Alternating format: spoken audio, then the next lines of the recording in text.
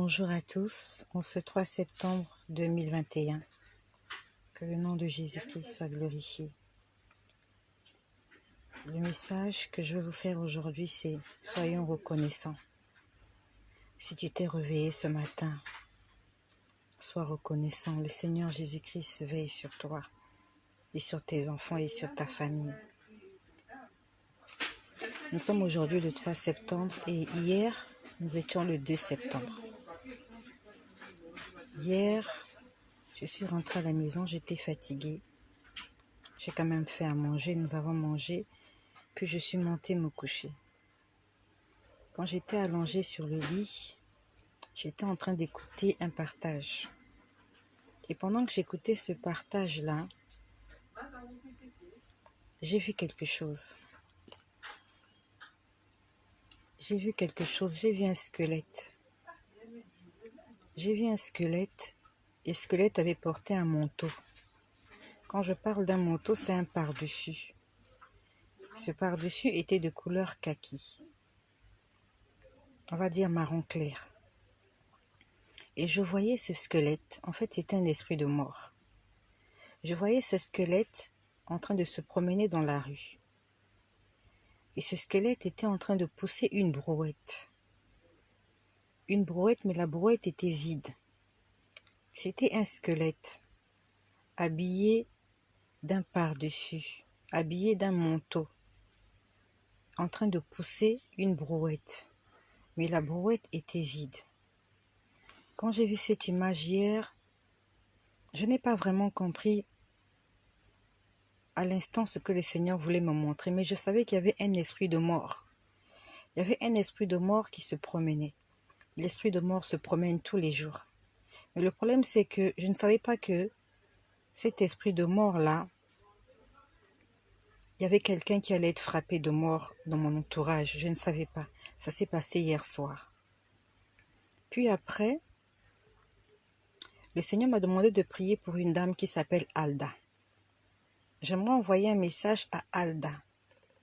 Alda, cette nuit, le Seigneur m'a demandé de prier pour toi, Alda. Si le Seigneur a demandé que je prie pour toi, ça veut dire que tes ennemis se sont levés contre toi. J'aimerais que toi qui m'écoutes, si tu connais Alda, envoie le message à Alda. Et si toi-même tu t'appelles Alda, il faut que tu puisses chercher le Seigneur en esprit et en vérité. Alda, le Seigneur est en train de t'interpeller. J'ai intercédé pour toi cette nuit, Alda. Puis après, je pouvais me voir dans un endroit. Je voyais des corps. Il y avait des corps de gens. Des corps sans vie. C'était comme à la morgue. Ça s'est passé hier soir. J'étais allongée sur le lit. Je voyais des corps à la morgue. Et c'est comme si moi aussi j'étais à la morgue. Et je sentais le froid. J'avais très froid. J'avais très froid. Je n'ai pas automatiquement compris ce que le Seigneur voulait me montrer. Puis après, le Seigneur m'a montré quelqu'un qui était mort. Mais la personne était très joyeuse. Je pouvais sentir la joie dans la personne. Il y avait quelqu'un qui était mort, mais qui était très content. Très content. Jusque-là, je ne comprenais pas ce que le Seigneur voulait me parler. Je l'ai compris ce matin. Le Seigneur m'a montré un esprit de mort hier. Il m'a montré un squelette en train de se promener avec une brouette.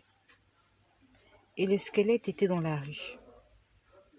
Le squelette avait porté un manteau de couleur marron clair. Puis après, je me suis retrouvée à la morgue en esprit. Et je pouvais être là à la morgue, je pouvais voir les corps qui étaient allongés. Et moi-même, j'étais à la morgue et je sentais très froid. Puis après, j'ai vu quelqu'un qui était mort, mais la personne était très joyeuse. J'aimerais te dire, toi qui m'écoutes, Dieu nous parle. Le problème, c'est que souvent, il nous parle, nous ne comprenons pas son langage. En fait, Dieu était en train de m'annoncer qu'il y a quelqu'un qui allait mourir dans mon entourage. Et ce matin, quand je suis arrivée à mon poste de travail, j'ai appris que j'ai perdu un ancien collègue. Je peux dire paix à son âme. Je peux dire paix à son âme parce que le Seigneur m'a montré comment son âme était joyeuse. Son âme était joyeuse parce qu'il a eu le temps, sur son lit d'hôpital, de se confesser. Il a eu le temps de se confesser. C'était un père d'enfants. Il était un père de famille. Il avait des responsabilités. Mais aujourd'hui, il n'est plus là. Nous sommes le 3 septembre, il n'est plus là. Je ne sais pas à quelle heure il est mort, mais moi, j'ai pu voir l'esprit de mort hier soir, avant minuit. J'aimerais te dire que tu n'es pas éternel sur cette terre. En pleine rentrée scolaire, il est mort. Il a laissé des enfants. Les enfants doivent aller à l'école. Mais cette année scolaire, ils n'auront plus de père. Ils sont privés de leur père. Est-ce que leur mère pourra faire face à leurs études? Réveillons-nous, mes amis. Si tu es vivant, c'est par la grâce du Seigneur.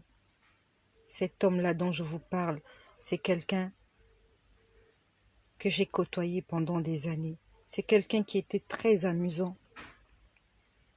Il était quelqu'un de bien, il était gentil. Mais il n'est plus. Sa femme est restée seule, veuve. Les enfants sont devenus des orphelins. Comme toi, le 1er janvier, ils ont fait la fête. Comme toi, le 31 décembre, ils ont fait la fête. Bonne année! Année de paix, de longévité, de prospérité, tout ce que vous connaissez. La Bible nous dit l'homme propose, mais Dieu dispose. Dieu a permis qu'il ne soit plus parmi nous. C'est pour ça que toi qui m'écoutes, si tu es vivant, dis merci au Seigneur. Si ton mari est encore vivant, dis merci. Si tes enfants sont encore vivants, dis merci. Il y a des gens qui ne sont plus là. Et que la gloire soit rendue au Seigneur parce qu'il a eu le temps de se confesser. Le Seigneur m'a dit que son âme est en joie. Il a eu le temps de se confesser. Comme toi et moi, il a commis des péchés. Il avait commis des péchés. Mais lui, il a eu l'occasion. Sur son lit d'hôpital, il a fait sa prière de confession. Il a demandé pardon au Seigneur pour tous ses péchés. Et il a prié dans son lit d'hôpital. Il a dit, Seigneur, si je meurs, j'aimerais que tu viennes prendre mon âme. Il a fait cette prière. Beaucoup de gens ne feront pas cette prière parce qu'ils n'en auront pas l'occasion. Et il y a aussi beaucoup de gens là à l'hôpital. Ils meurent après une longue maladie, mais il n'a pas eu le temps de se confesser. Est-ce que toi qui m'écoutes, tu auras le temps de te confesser avant de mourir? Il y a des gens qui meurent dans leur sommeil, alors qu'il est bien important. Il y a des gens qui meurent sur leur volant, ils sont en train de conduire, il fait un AVC, ils meurent. Il y a des gens qui meurent par accident de circulation, tu n'as pas le temps de te confesser. Je rends grâce au Seigneur qu'il ait fait sa prière avant de mourir. Je suis triste pour sa famille, je suis triste pour sa femme, je suis triste pour ses enfants. Mais je sais qu'il repose dans le sein d'Abraham. Nous devons tout faire afin que notre âme se retrouve dans le sein d'Abraham. J'avais complètement oublié cela le matin quand je me suis réveillée. En fait, ce matin, quand je suis en train de venir au bureau, j'ai rencontré un homme qui avait porté justement un pardessus marron. Ce matin, j'avais oublié. J'ai croisé un homme qui avait porté un manteau marron clair ce matin. Et quand j'ai vu son manteau, le Seigneur m'a rappelé que hier, il m'a montré un squelette qui se promenait avec une brouette. C'est là que le Seigneur me dit, le squelette que tu as vu en train de se promener avec une brouette, c'est l'esprit de mort qui partait chercher quelqu'un. Jusque-là, je n'étais pas au courant que mon collègue était décédé. Le Seigneur me l'a dit ce matin lorsque j'étais en train de venir au bureau. Le squelette que tu as vu hier, c'était l'esprit de mort qui allait chercher quelqu'un. Il avait une brouette. Une brouette.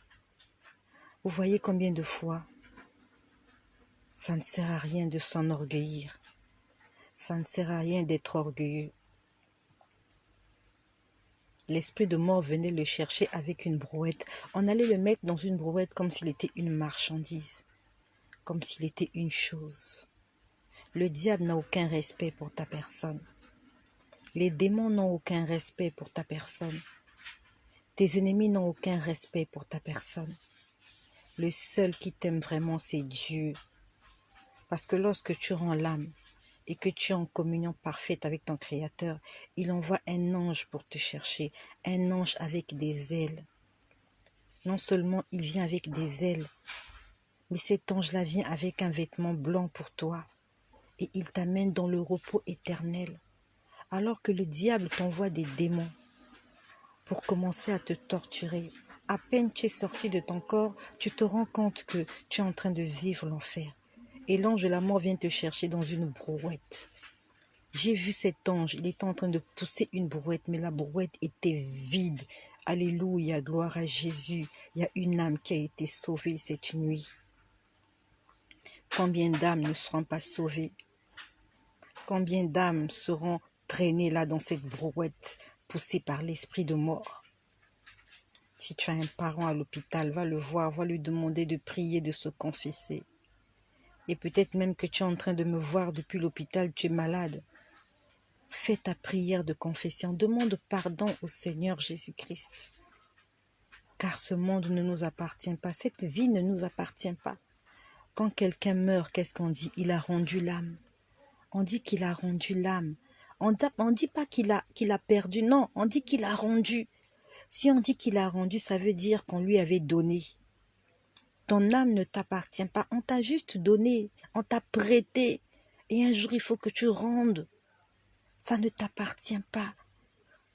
On dit jamais, quelqu'un a donné son âme, non. On dit qu'il a rendu l'âme. La Bible nous dit, la nature ne vous enseigne-t-elle pas? Le mot français ne nous enseigne-t-il pas? Quand on dit tu as rendu l'âme, ça veut dire que on t'avait donné quelque chose et qu'il y a un jour où tu vas rendre cette chose-là. Un jour tu vas rendre compte à Dieu pour ce que tu es en train de faire. Un jour tu vas rendre ton âme. Cette âme ne t'appartient pas. Cette âme appartient au Seigneur. Dieu t'a créé afin que tu sois à son service. Des gens sont morts, des milliers de gens sont morts. Où est-ce qu'ils sont partis? Est-ce qu'ils ont été traînés dans cette brouette que j'ai vue cette nuit?